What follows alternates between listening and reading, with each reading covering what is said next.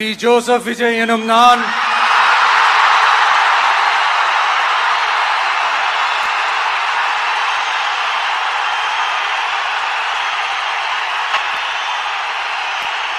சட்டப்படி அமைக்கப்பெற்ற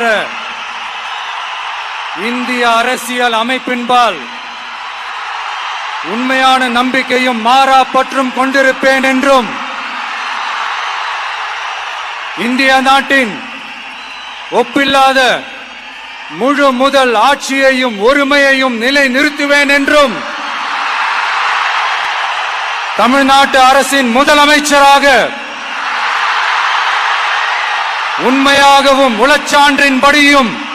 என் கடமைகளை நிறைவேற்றுவேன் என்றும் அரசியல் அமைப்பிற்கும் சட்டத்திற்கும் இணங்க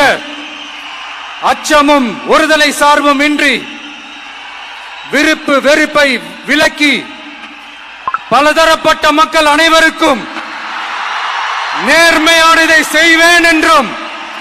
ஆண்டவன் மீது